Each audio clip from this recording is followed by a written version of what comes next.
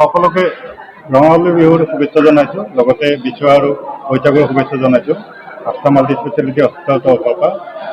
আমি আজি আপোনালোকৰ আগত আহি ক'ব ওলাইছোঁ যে যোৱাকালি আমি দুটা ERCP, যিটো মডাৰ্ণ ERCP বুলি কয়, ERCP প্ৰচিডিউৰ দুটা আমাৰ ইয়াতে ছাকচেছফুলি সম্পন্ন হৈছে যোৱাকালি, আৰু পেচেণ্ট দুটা অলৰেডি ডিছচাৰ্জো হৈছে, ভালে কুশলে হৈ গৈছে।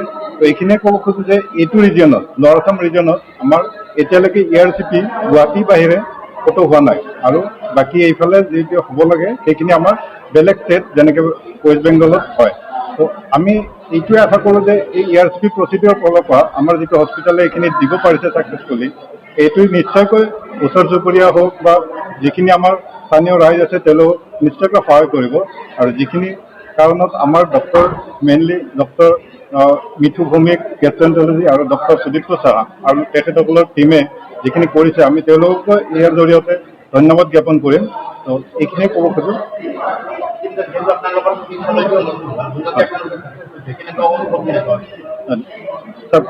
হস্পিটেলখন নতুন হ'ব পাৰে, কিন্তু আমাৰ যিখিনি ষ্টাফ বা ডক্টৰ আছে গোটেইখিনিয়ে অলৰেডি ৱেল এক্সপিৰিয়েঞ্চ হয়। তো সেইখিনি গোটেইখিনিৰে সুন্দৰ অভিজ্ঞতা আছে গোটেইখিনিয়ে সকলো।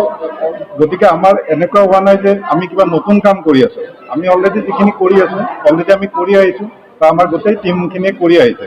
তো এইখিনি, গতিকে আমাৰ ইয়াত একো তেনেকুৱা অসুবিধাও হোৱা নাই। হস্পিটেল ছেটআপটো নতুন হ'লে আমি ছেটআপটোত গোটেইখিনিয়ে উন্নত মানদণ্ডৰ মেচিন পাতিও আছে, গতিকে আমি এইখিনি সুকলমে কৰিব পাৰিছোঁ।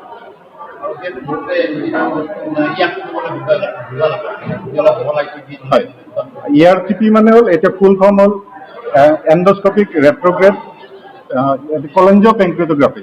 মানে এইটো কি কৰে, আপোনাৰ এণ্ডস্কপি হয় একবিধ, আৰু লগত এক্সৰেটো ইউজ কৰে, আমি চিআৰ্ম বুলি কওঁ। এইটো মেইনলি আমি কেতিয়া কৰোঁ, গলব্লাডাৰৰ পৰা যেতিয়া যিটো নলীদি আমাৰ ষ্ট'নবিলাক বা পাথৰবিলাক আহি পেলাই পাথৰ নলীত আহি যায়, আৰু কেতিয়াবা পেংক্ৰিয়াছ থাকে, পেংক্ৰিয়াছ বুলি কয়, য'ৰ পৰা আমাৰ ইনচুলিন চিক্ৰেট হয়, আমি যিটো কয় ইনচুলিন বুলি ডায়েবেটিছৰ এইটো। তো তাৰে নলীটো ষ্ট'ন বা টিউমাৰ নাইবা এনেও ব্লক থাকিব পাৰে। সেইবিলাক থাকিলে কি হয়, আগৰ দিনত কি কৰিছিলে, অপাৰেশ্যন কৰিছিলে, কৰি পেলাই ঠিক কৰিছিলে, বা তেনেকৈ ষ্ট'নটো বা পাথৰটো ওলাইছিলে।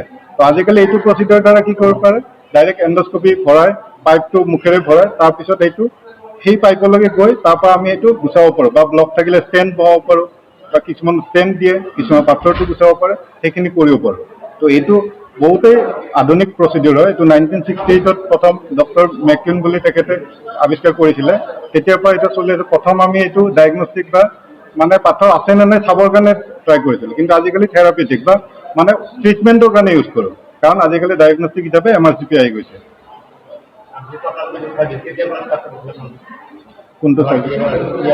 ERCP চাৰ্ভিছটো আমি মানে আমাৰ ইয়াত প্ৰথম যোৱাকালি হৈছে। তো আমি এইটো অলৰেডি আমাৰ doctor gastroenterology doctor Sudipta sir already তেওঁ ট্ৰেইনিং লৈও আছিলে, আৰু লগতে ডক্টৰ মিঠু ভৌমিক তেওঁ অলৰেডি ৱেল এক্সপিৰিয়েঞ্চ হয়। তেওঁলোক দুয়ো টিম লৈ কালিৰ পৰা ষ্টাৰ্ট কৰিছে, আৰু এইটো আমি নেক্সট টাইমৰ পৰা কৰি যাম।